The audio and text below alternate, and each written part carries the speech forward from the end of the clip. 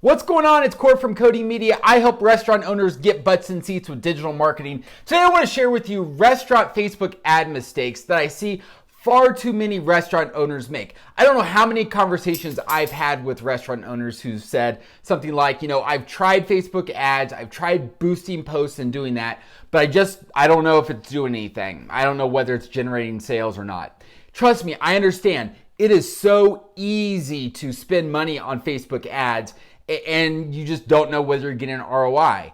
But the good news is Facebook wants you to be successful. They want you to be making money, because if you're making money and you're happy having a good experience, you're going to keep spending money. You're going to spend more and more. So really, they do want you to make money with it. But there's a couple of mistakes I see far too often. And if you could just start doing these things instead, it would make a big difference.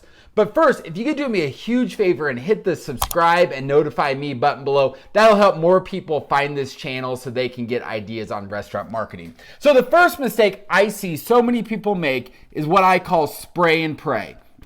Spray and pray is just what I talked about a minute ago, where you're boosting a post and you pick a post that you have on your page and you pick, you're going to go 10 miles of your radius. You're going to have ages, maybe you do 18 to 65, you do male or female or both, and you just put it out there, and you're just taking this post and you're putting it out there. And most people look at, are they getting likes? Are they getting comments or shares? But as I've said, you can't put likes and shares in the bank. So how, this spray and pray method, how are you getting people in? Instead, what I highly recommend is having some type of strategy to get them off of Facebook and into a database.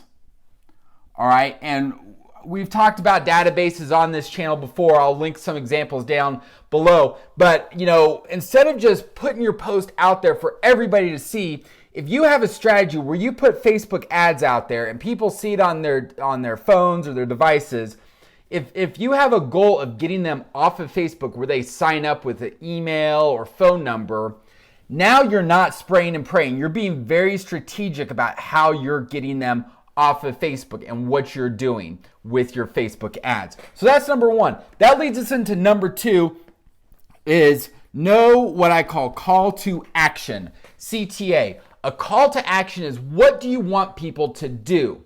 I see so many posts where people just have a picture and maybe like today's special, something like that. Remember, people aren't always looking at Facebook when they're ready to eat, okay? Like right before lunch or right before dinner. They may be scrolling through their phones in the middle of the night, first thing in the morning. You don't know when they're going to see your post.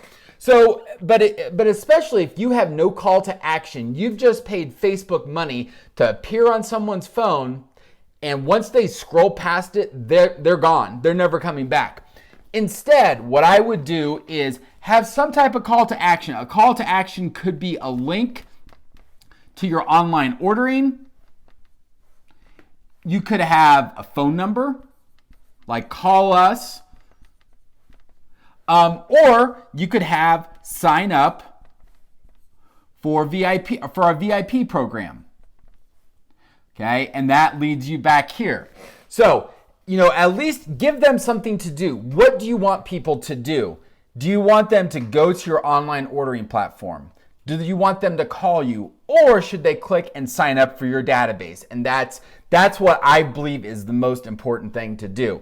But as long as you have a call to action, you're going to be so much farther ahead than if you have no call to action. And finally, the third mistake I see a lot of people make is it looks like an ad, right? When we're on Facebook, when we're scrolling, all right, we're looking at pictures of our kids. We're looking at, places people go, things they're doing.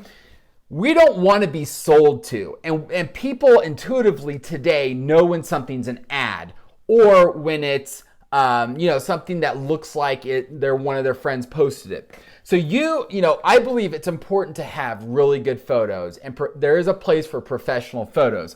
But I'm a big believer in getting real, when I say real photos and videos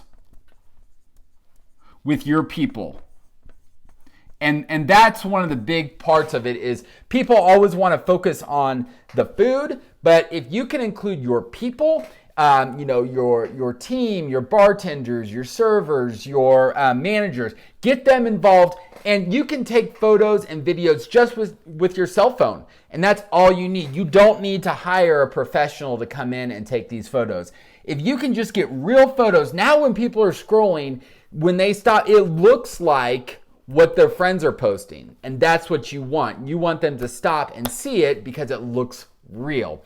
So, three things that I see all the time: spraying and praying, not having a strategy to get people in, no call to action. What do you want people to do? Whether it's a link, phone call, or sign up for their VIP, and it looks like an ad. It's not real. It doesn't look like a real thing on Facebook.